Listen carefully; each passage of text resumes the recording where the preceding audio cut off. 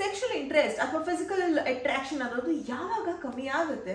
ಅಲ್ಲ, ನಾನು ಚಿಕ್ಕ ಹುಡುಗ ಇದ್ದಾಗ ಬಾಡಿನಲ್ಲಿ ಏನೇನೋ ಚೇಂಜಸ್ ಆಗ್ತಾ ಇದೆ, ನನಗೆ ಫುಲ್ ಅವಾಗೆಲ್ಲ ಭಯ ಆಯಿತು. ಯಾರಿಗಾದ್ರೂ ಇವಾಗ ಡಯಾಬಿಟಿಕ್ಸ್, ಥೈರಾಯ್ಡ್, ಕ್ಯಾನ್ಸರ್ ಇದೆ ಅಂತ ಅನ್ಕೊಳ್ಳಿ, ಅವರು ಅವರ ಪಾರ್ಟ್ನರ್ ಜೊತೆ ಫಿಸಿಕಲ್ ರಿಲೇಶನ್ಶಿಪ್ ಅಲ್ಲಿ ಇರ್ಬೋದಾ? ಹೆಲೋ, ಹಾಯ್, ನಮಸ್ಕಾರ ಎಲ್ರಿಗೂ. ನಾನು ನಿಮ್ಮ ಪ್ರೀತಿಯ ವೀಕ್ಷಕ and welcome to the channel. Deepu is here. ಅಂದ್ರೆ ವೆರಿ ಇಂಪಾರ್ಟೆಂಟ್ ಟಾಪಿಕ್ ನ ಇವತ್ತು ಡಿಸ್ಕಸ್ ಮಾಡ್ತಾ ಇದೀವಿ. ಹಾಯ್. ಲೈಫ್ ಅಲ್ಲಿ ಕೆಲವೊಂದು ವಿಚಾರಗಳು ಸ್ಕೂಲಲ್ಲಿ ಹೇಳ್ಕೊಟ್ಟಿರ್ತಾರೆ. For example sex education. But ನಾವು ಸ್ಕೂಲಲ್ಲಿ ಏನ್ ಓದಿರ್ತೀವಿ, ಏನ್ ಹೇಳ್ಕೊಟ್ಟಿರ್ತಾರೆ, ಅವರು ಅಷ್ಟೊಂದು ಮುಜುಗರದಿಂದ ಆ ಪಾಠವನ್ನ ಮಾಡ್ತಾರೆ. ನಾವು ನಮ್ಮ ಕ್ಲಾಸ್ಮೇಟ್ಸ್ ಜೊತೆ ಕೂತಾಗ ನಮಗೂ ನರ್ವಸ್ನೆಸ್ ಇರುತ್ತೆ. ನಮ್ಮ ಬಾಡಿನಲ್ಲಿ ಆಗೋದೇ ಒಂದು, ಫೀಲಿಂಗ್ಸ್ ಇರೋದೇ ಒಂಥರ, ಬಟ್ ನಾವು ಕೇಳಿಸ್ಕೊಳ್ಳುವಂತ ಪಾಠನೇ ಇನ್ನೊಂದು ರೀತಿನಲ್ಲಿ ಆಗಿರುತ್ತೆ. ಸೊ ಇವತ್ತು ಅಂತ ಒಂದು ಟಾಪಿಕ್ ಬಗ್ಗೆ ಮಾತಾಡ್ತಾ ಇದೀವಿ. It's physical relationship and health. So ಹಲವಾರು ಪ್ರಶ್ನೆಗಳಿದೆ. ಇದೆಲ್ಲ ವೆರಿ ಕಾಮನ್ ಕ್ವೆಶ್ಚನ್ಸ್, ಆಯ್ತಾ? ಬೇಸಿಕ್ಲಿ ನನಗೆ, ನಿಮಗೆ ಅಥವಾ ಯಾರಿಗಾದ್ರೂ ಇಂತಹ ಒಂದು ಪ್ರಶ್ನೆಗಳು ಬಂದಿರುತ್ತೆ ಇಲ್ಲಿ ತನಕ ಆದ್ರೂ. ಬಟ್ ಇವತ್ತು ನಿಮ್ಮ ಒಂದು ಕುತೂಹಲದ ಪ್ರಶ್ನೆಗೆ ಕ್ಲಾರಿಟಿ ಕೊಡುವಂತ ಟೈಮ್. So let's start. ಎಲ್ಲರ ಬಾಡಿನಲ್ಲಿ ಫಿಸಿಕಲ್ ಚೇಂಜಸ್ ಆಗೋದೇನೋ ಕಾಮನ್. ಮಕ್ಕಳಾಗಿದ್ದಾಗ ಒಂದ್ ರೀತಿನಲ್ಲಿ ಇರ್ತೀವಿ, ಬೆಳೀತಾ ಇನ್ನೊಂದು ರೀತಿನಲ್ಲಿ ಆಗ್ತೀವಿ. ಟೀನೇಜ್ ಅದಾದ್ಮೇಲೆ ಮದುವೆ ಆದ್ಮೇಲೆ, ಅದಾದ್ಮೇಲೆ ಓಲ್ಡ್ ಏಜ್ಗೆ ಚೇಂಜಸ್ ಆಗ್ತಾನೆ ಇರುತ್ತೆ. ಸೊ ಫಸ್ಟ್ ಫಿಸಿಕಲ್ ಚೇಂಜಸ್ ಕಾಣುವಂತ ಏಜ್ ಯಾವುದು ಅಂಡ್ ಯಾವ ರೀತಿ ಫೀಲಿಂಗ್ಸ್ ಎಲ್ಲ ಆಗುತ್ತೆ ಬೋತ್ ಮೆನ್ ಅಂಡ್ ವುಮೆನ್ಗೆ? ಫಸ್ಟ್ ಯೂಶಲಿ 10 to 12 ಇಯರ್ಸ್ ಅಲ್ಲಿ ಬಾಡಿನಲ್ಲಿ ಪ್ಯೂಬರ್ಟಿ ಸ್ಟಾರ್ಟ್ ಆಗುತ್ತೆ. ಬಾಡಿ ಹಾರ್ಮೋನ್ಸ್ ಚೇಂಜ್ ಆಗುತ್ತೆ, ಸೆಕ್ಷುವಲ್ ಆರ್ಗನ್ಸ್ ಎಲ್ಲ ಗ್ರೋತ್ ಆಗಕ್ಕೆ ಸ್ಟಾರ್ಟ್ ಆಗುತ್ತೆ. ಸೊ ಹುಡುಗರಿಗೆ ಅಥವಾ ಹುಡುಗಿಯರಿಗೆ ಅರೌಂಡ್ 10 to 12 ಇಯರ್ಸ್ ಅಲ್ಲಿ ಬಾಡಿನಲ್ಲಿ ಎಲ್ಲ ಚೇಂಜಸ್, ಹಾರ್ಮೋನ್ಸ್ ಎಲ್ಲ ಸ್ಟಾರ್ಟ್ ಆಗುತ್ತೆ. ಸೊ ಅವ್ರಿಗೆ ಸೆಕ್ಷುವಲ್ ಇಂಟ್ರೆಸ್ಟ್ ಎಲ್ಲ ಸ್ಟಾರ್ಟ್ ಆಗುತ್ತೆ, ಯಾಕೆಂದರೆ ಬಾಡಿನಲ್ಲಿ ತುಂಬ ಹಾರ್ಮೋನಲ್ ಚೇಂಜಸ್ ಆಗ್ತಾ ಇದೆಯಲ್ಲ. ಸೊ ಒಂದು ರಫ್ಲಿ 10 to 12 ಇಯರ್ಸ್ ಅಂತಲೇ ಹೇಳ್ಬೋದು. ಓಕೆ.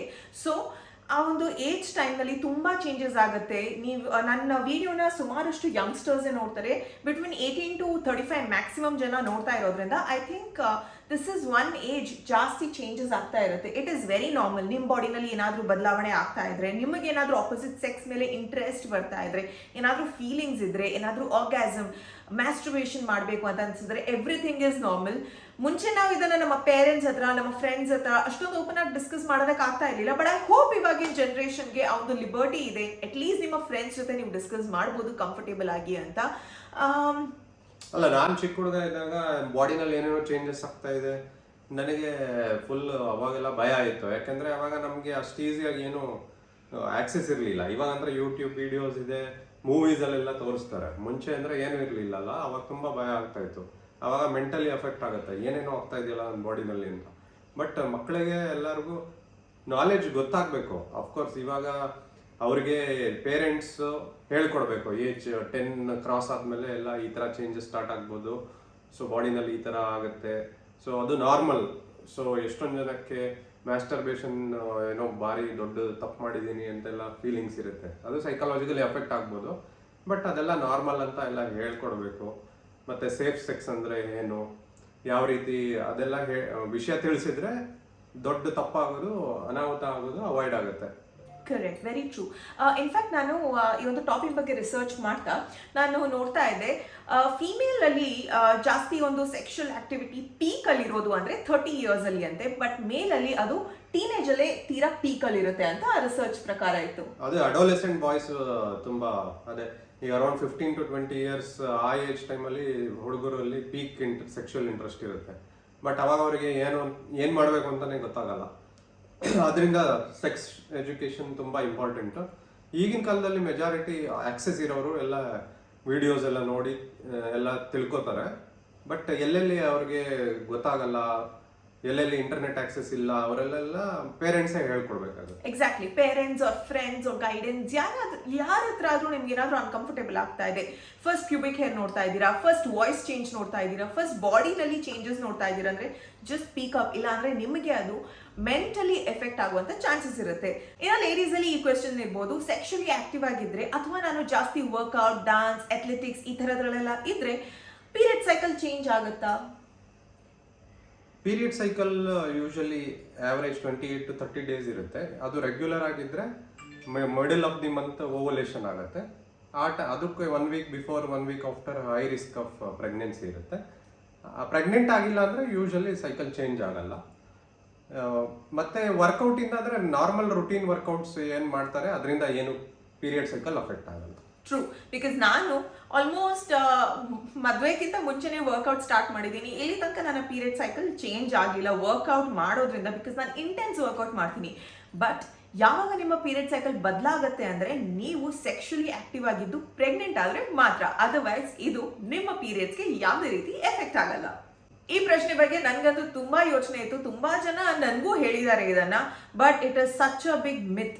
ಬ್ರೆಸ್ಟ್ ಸೈಜ್ ನಾವು ಸೆಕ್ಷುಲಿ ಆಕ್ಟಿವ್ ಆಗಿದ್ರೆ ದೊಡ್ಡದಾಗ್ತಾ ಇರುತ್ತೆ ಅಂತೆ. Is it true? ಎಲ್ಲರೂ ಹೇಳೋದು ಮದುವೆ ಆದ್ಮೇಲೆ ಚೇಂಜ್ ಆಗುತ್ತೆ, ಬಾಡಿನಲ್ಲಿ ತುಂಬಾ ರೀತಿಯಾದಂಥ ವ್ಯತ್ಯಾಸ ಆಗುತ್ತೆ. Oh my god, that is so false. ನಿಮ್ಗೇನು ಅನ್ಸುತ್ತೆ? ಯೂಶಲಿ ಏನು ಚೇಂಜಸ್ ಆಗಲ್ಲ.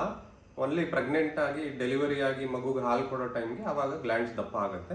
ಅದು ಬಿಟ್ಟು ಬೇರೆ ಚೇಂಜಸ್ ಆಗಲ್ಲ.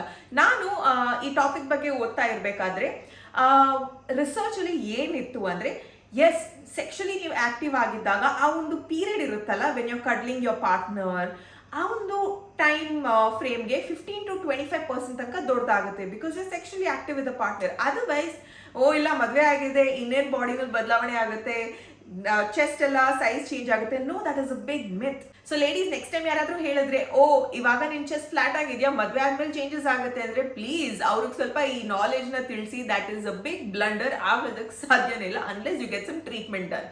But always be happy. ನಿಮ್ಮ ಬಾಡಿ ಸೈಜ್ ಹೇಗೆ ಇರಲಿ, ಯಾವುದೇ ಶೇಪಲ್ಲಿ ಇರಲಿ, enjoy your body and stay fit ಅಷ್ಟೇ.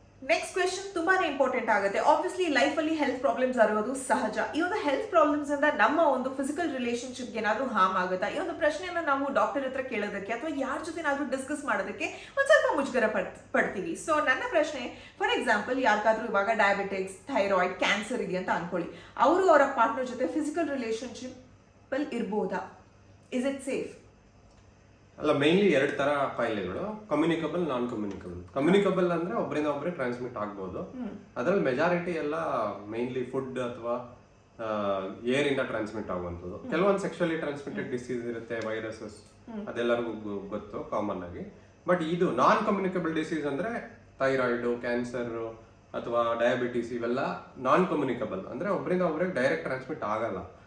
ಬಟ್ ಕೆಲವೊಂದು ವಿಚಾರಗಳು ತಿಳ್ಕೊಂಡಿರ್ಬೇಕು. ಏನಂದ್ರೆ, ಈಗ ಕೆಲವರಿಗೆ ಥೈರಾಯ್ಡ್ ಇರೋದು ಇದ್ರೆ ಅದರಿಂದನೇ ಅವ್ರಿಗೆ ಸೆಕ್ಷುವಲ್ ಇಂಟ್ರೆಸ್ಟ್ ಕಮ್ಮಿ ಆಗಿರುತ್ತೆ. ಡಯಾಬಿಟಿಸ್ ಇದ್ರೆ ಕೆಲವರಿಗೆ ನರ್ವ್ಸ್ ಡ್ಯಾಮೇಜ್ ಆಗಿ ಅದರಿಂದನೂ ಇಂಟ್ರೆಸ್ಟ್ ಕಮ್ಮಿ ಆಗ್ಬೋದು.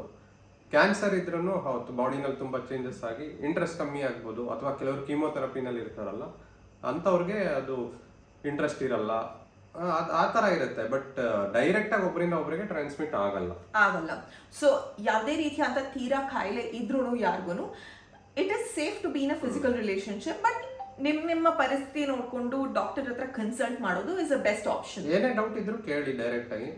ಇದಿದೆ, ಸೊ ಈ ತೊಂದರೆ ಇದೆ, ಏನು ಸೆಕ್ಷುವಲ್ ಲೈಫ್ ಡಿಸ್ಕಸ್ ಮಾಡ್ಬೋದು. ಈಗಿನ ಕಾಲದಲ್ಲಿ ಎಲ್ಲರೂ ಮಾಡ್ತಾರೆ. ಓಕೆ, ಮೆಂಟಲ್ ಹೆಲ್ತ್ ಅನ್ನೋ ಟಾಪಿಕ್ ಬಂದಾಗ ಈ ಒಂದು ಮಾತು ಇದ್ದೇ ಇರುತ್ತೆ. ಸೆಕ್ಷುಲಿ ಆಕ್ಟಿವ್ ಆಗಿ ಯಾರಿದ್ದಾರೆ ಅವರು ಮೆಂಟಲಿ ಸ್ವಲ್ಪ ಹ್ಯಾಪಿ ಆಗಿರ್ತಾರೆ ಅಂತ. ಇದೆಷ್ಟು ನಮ್ಮ ಮೂಡ್ನ ಇಂಪ್ಯಾಕ್ಟ್ ಮಾಡುತ್ತೆ? ಹೌದು, ಎಷ್ಟೊಂದ್ಸಲಿ ಅಂದರೆ ಸೆಕ್ಷುವಲ್ ಆಕ್ಟಿವಿಟಿಯಿಂದ ಬಾಡಿನಲ್ಲಿ ಹಾರ್ಮೋನ್ಸ್, ಕೆಲವೊಂದು ಎಂಡಾರ್ಫಿನ್ಸ್ ಮತ್ತೆ ಆಕ್ಸಿಟೋಸಿನ್ ಅಂತ ಕೆಲವೊಂದು ಹಾರ್ಮೋನ್ಸ್ ರಿಲೀಸ್ ಆಗಿ ಅದು ಒಂಥರ feel good factor, stress relief ಥರ ಎಷ್ಟೊಂದು ಜನಕ್ಕೆ ಆಗುತ್ತೆ. ಸೊ ಅದು ಮಲ್ಟಿಪಲ್ ಫ್ಯಾಕ್ಟರ್ಸ್ ಮೇಲೆ ಡಿಪೆಂಡ್. ಸೊ ರಿಲೇಷನ್ಶಿಪ್ ಎಲ್ಲ ಹೇಗಿದೆ ಎಲ್ಲ ಮ್ಯಾಟ್ರ್ ಆಗುತ್ತೆ. ಬಟ್ ಸೆಕ್ಷುವಲ್ ಆಕ್ಟಿವಿಟಿಯಿಂದ ಸ್ಟ್ರೆಸ್ ರಿಲೀಫ್ ಆಗುತ್ತೆ, ಮೆಂಟಲ್ ಹೆಲ್ತ್ ಇಂಪ್ರೂವ್ಮೆಂಟ್ ಆಗುತ್ತೆ. ಕರೆಕ್ಟ್. ಸಿಂಪಲ್ ಎಕ್ಸಾಂಪಲ್ ನನಗೆ ಸದ್ಯಕ್ಕೆ ಯೋಚನೆ ಬರ್ತಾ ಇರೋದು, ಇವಾಗ ಮಾಮೂಲಿ ದಿನ ಆಗ್ತಾ ಇದೆ ನಮ್ದು 1 ವೀಕ್. ಬಟ್ ವೀಕೆಂಡ್ಗೆ ಡಿನ್ನರ್ ಪ್ಲಾನಿಂಗ್ ಮಾಡಿದೀವಿ, ಡಿನ್ನರ್ಗೆ ಹೋಗ್ತಾ ಇದೀವಿ. ನಾನು ಇವರು ಕೂತು ಮಾತಾಡಿ ಒಂದು ಬ್ಯೂಟಿಫುಲ್ ಫುಡ್ ತಿಂದಾಗ ಮೂಡ್ ಹೇಗೆ ಎಲಿವೇಟ್ ಆಗುತ್ತೆ ಅಲ್ವಾ, ಅದೇ ರೀತಿ ನೀವು ನಿಮ್ಮ ಪಾರ್ಟ್ನರ್ ಜೊತೆಗೆ ಫಿಸಿಕಲ್ ರಿಲೇಶನ್ಶಿಪ್ ಅಲ್ಲಿ ಇದ್ದಾಗಲೂ ಮೂಡ್ ಎಲಿವೇಟ್ ಆಗುತ್ತೆ. ಸೊ ಆಬ್ವಿಯಸ್ಲಿ ನಿಮ್ಮನ್ನ ಹ್ಯಾಪಿ ಪರ್ಸನ್ ಆಗಿ ಮಾಡೋದಂತೂ ನಿಜ. ಮಕ್ಕಳಾಗಿ ಪ್ಯುಬರ್ಟಿನಲ್ಲಿ ಚೇಂಜಸ್ ನೋಡ್ತಾ ಆಮೇಲೆ ಬಾಯ್ ಫ್ರೆಂಡ್ ಗರ್ಲ್ ಫ್ರೆಂಡ್ ಅನ್ಕೊಂಡು ಮದುವೆ ಆದ್ಮೇಲೆ ಮತ್ತಷ್ಟು ಬದಲಾವಣೆಗಳು ಆಗ್ತಾ ಇರುತ್ತೆ. ಸೊ ಸೆಕ್ಷುವಲ್ ಇಂಟ್ರೆಸ್ಟ್ ಅಥವಾ ಫಿಸಿಕಲ್ ಅಟ್ರಾಕ್ಷನ್ ಅನ್ನೋದು ಯಾವಾಗ ಕಮ್ಮಿ ಆಗುತ್ತೆ? ಅದು ಮಲ್ಟಿಪಲ್ ಫ್ಯಾಕ್ಟರ್ಸ್ ಇದಕ್ಕೆ. ಯಾಕೆ ಏಜ್ ಆಗ್ತಾ ಸ್ವಲ್ಪ ಕಮ್ಮಿ ಇರುತ್ತೆ. ಬಟ್ ಎಷ್ಟೊಂದು ಜನ ಸ್ಟಡೀಸ್ ಪ್ರಕಾರ ಈವನ್ 70-80 ಇಯರ್ಸ್ ಅಲ್ಲೂ ಸೆಕ್ಷುವಲಿ ಆಕ್ಟಿವ್ ಇದ್ದಾರೆ ಎಸ್ಪೆಷಲಿ. ಬಟ್ ಬೇರೆ ಕಾಯಿಲೆ ಇದ್ರೆ, ಎಸ್ಪೆಷಲಿ ಡಯಾಬಿಟೀಸ್ ಆ ಥರ, ಇಲ್ಲ ಕೆಲವ್ರಿಗೆ ಡಿಪ್ರೆಷನ್, ಸ್ಟ್ರೆಸ್ ತುಂಬ ಜಾಸ್ತಿ ಇದ್ದರೆ ಇಂಟ್ರೆಸ್ಟ್ ಬೇಗ ಕಮ್ಮಿ ಆಗುತ್ತೆ. ಇಲ್ಲ ಅಂದ್ರೆ ತುಂಬಾ ನಿಧಾನಕ್ಕೆ ಕಮ್ಮಿ ಆಗುತ್ತೆ. ಈವನ್ 70-80 ಸೆಕ್ಷುವಲಿ ಆಕ್ಟಿವ್ ಇರ್ಬೋದು. Okay, that is very true. ಇವಾಗ ಇಷ್ಟೇ ಏಜ್ ಮೇಲೆ ಕಮ್ಮಿ ಆಗುತ್ತೆ ಅಂತ ಹೇಳೋದಕ್ಕಾಗಲ್ಲ. ಫಾರ್ ಎಕ್ಸಾಂಪಲ್, ಇವಾಗ ಮದುವೆ ಆಗಿದೆ, ಮಕ್ಕಳಾಗಿದೆ, ಜಾಯಿಂಟ್ ಫ್ಯಾಮಿಲಿ ಇದ್ದಾರೆ, ಸಾಕಷ್ಟು ಟೆನ್ಷನ್ ಇದೆ, ಫೈನಾನ್ಷಿಯಲ್ ಟೆನ್ಷನ್ ಇದೆ, ಈ ತರ ಸ್ಟ್ರೆಸ್ ಅಲ್ಲೆಲ್ಲ ಇದ್ದಾಗ ನಿಮ್ಮ ಅಟೆನ್ಷನ್ ಆ ಥರದ ಒಂದು ವಿಚಾರಕ್ಕೆ ಹೋಗಲ್ಲ. ಇದೇನಾಗುತ್ತೆ, ಪಾರ್ಟ್ನರ್ಸ್ ಮಧ್ಯೆ ಒಂದು ಗ್ಯಾಪ್ ಕೂಡ ಬಿಲ್ಡಪ್ ಆಗುತ್ತೆ. ಸೊ ಲೈಫಲ್ಲಿ ಪ್ರತಿಯೊಂದು ಎಲಿಮೆಂಟ್ ತುಂಬಾನೇ ಇಂಪಾರ್ಟೆಂಟ್ ಆಗುತ್ತೆ. ಹಾಗಂತ ಫಿಸಿಕಲ್ ರಿಲೇಶನ್ಶಿಪ್ ಮಾತ್ರ ತುಂಬಾನೇ ಮುಖ್ಯ ಅಂತ ಅಲ್ಲ, ಬಟ್ ಅದನ್ನು ನಿಮ್ಮ ಲೈಫಲ್ಲಿ ಮುಖ್ಯವಾದಂತ ಅಂಶ. ಸೊ ಇನ್ನೊಬ್ರ ಜೊತೆ ಎಷ್ಟು ಪ್ರೀತಿಯಿಂದ ಇರ್ತೀರಾ, ಎಷ್ಟು ಕೇರ್ ತಗೋತೀರಾ, being honest your partner is equally important. ಹಾಗೇನೆ ಅರ್ಥ ಮಾಡ್ಕೊಳ್ಳೋದು ಕೂಡ. ಯಾವಾಗ ಪ್ರೀತಿ, ಕೇರಿಂಗ್, ಅರ್ಥ ಮಾಡ್ಕೊಳ್ಳುವಂತಹ ಒಂದು ವಿಚಾರಗಳು ಕೂಡ ಬರುತ್ತೋ ಅದ್ರ ಮೇಲೆನೆ ಫಿಸಿಕಲ್ ಅಟ್ರಾಕ್ಷನ್ ಅಂಡ್ ಇಂಟ್ರೆಸ್ಟ್ ಕೂಡ ಇರುತ್ತೆ. ಹೆಣ್ಣಾಗ್ಲಿ ಗಂಡಾಗ್ಲಿ, I think it is very important ನೀವು ನಿಮ್ಮ ಪಾರ್ಟ್ನರ್ ಜೊತೆ ಅಕಸ್ಮಾತ್ ಏನಾದ್ರೂ ಅಪ್ಸ್ ಅಂಡ್ ಡೌನ್ಸ್ ಇದ್ದಲ್ಲಿ ಡಿಸ್ಕಸ್ ಮಾಡೋದು, be it physical relationship or understanding, ಎಲ್ಲದನ್ನು ಓಪನ್ ಆಗಿ ಡಿಸ್ಕಸ್ ಮಾಡೋದು ತುಂಬಾನೇ ಇಂಪಾರ್ಟೆಂಟ್ ಆಗುತ್ತೆ for a very healthy relationship. ನಿಮ್ಗೇನ್ ಅನ್ಸುತ್ತೆ, ಏನ್ ಹೇಳ್ತೀರಾ? ಪೇಷನ್ಸ್ ಎಕ್ಸ್ಪೀರಿಯನ್ಸ್ ಮುಖಾಂತರ ಅಥವಾ ಆಸ್ ಅ ಪರ್ಸನ್ ನಿಮ್ಮ ಎಕ್ಸ್ಪೀರಿಯನ್ಸ್ ಮುಖಾಂತರ? ಎಲ್ಲರೂ ಅಂದ್ರೆ ಮೇನ್ಲಿ ರಿಲೇಶನ್ಶಿಪ್ ಎಷ್ಟು ಚೆನ್ನಾಗಿರುತ್ತೆ, ಎಷ್ಟು ಲವ್ ಇರುತ್ತೆ, ಹಾಗೇನೆ ಸೆಕ್ಷುವಲ್ ಲೈಫನ್ನು ಇಂಪಾರ್ಟೆಂಟ್. ಬಟ್ ಲೈಫಲ್ಲಿ ಅಪ್ಸ್ ಅಂಡ್ ಡೌನ್ಸ್ ಇದ್ದೇ ಇರುತ್ತೆ. ಈಗ ಲೈಫಲ್ಲಿ ಈಗ ಮಗು ಬಂತು, ಅದ್ರ ಮೇಲೆ ಕಾನ್ಸಂಟ್ರೇಷನ್ ಆಯಿತು, ಆಮೇಲೆ ಅಥವಾ ಲೈಫಲ್ಲಿ ಏನೋ ಕಷ್ಟ ಬಂದಿದೆ, ಫೈನಾನ್ಷಿಯಲ್ ಪ್ರಾಬ್ಲಮ್, ಸ್ಟ್ರೆಸ್ ಇದೆ, ಆ ಟೈಮಲ್ಲೆಲ್ಲ ಇಂಟ್ರೆಸ್ಟ್ ಕಮ್ಮಿ ಇರುತ್ತೆ. ಬೇರೆ ಯಾವಾಗ ಇಂಟ್ರೆಸ್ಟ್ ಬರುತ್ತೆ ಆವಾಗ ನಾವು ಸೆಕ್ಷುವಲ್ ಆಕ್ಟಿವಿಟಿನಲ್ಲಿ ಇಂಟ್ರೆಸ್ಟ್ ತೋರಿಸ್ಬೋದು.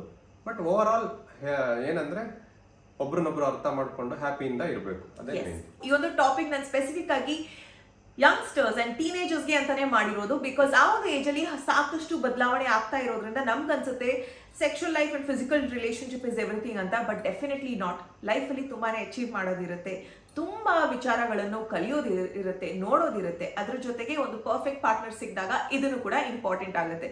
ನಿಮ್ಮ ಮನೆಯಲ್ಲಿ ಟೀನೇಜರ್ಸ್ ಇದ್ರೆ, ಅಕಸ್ಮಾತ್ ನಿಮ್ಮ ಫ್ಯಾಮಿಲಿನಲ್ಲಿ ಯಾರಿಗಾದ್ರೂ ಇಂಥ ಒಂದು ಎಜುಕೇಶನ್ ಬೇಕು ಅಂದ್ರೆ do share this video. Because ಈ ಒಂದು ಟಾಪಿಕ್ ನಿಮಗೆ ಮಾತ್ರ ಅಲ್ಲ, ನನಗೆ ಮಾತ್ರ ಅಲ್ಲ, ಎಲ್ಲರಿಗೂ ಇಂಪಾರ್ಟೆಂಟ್ ಆಗುತ್ತೆ. So don't hesitate because we are in the 21st century.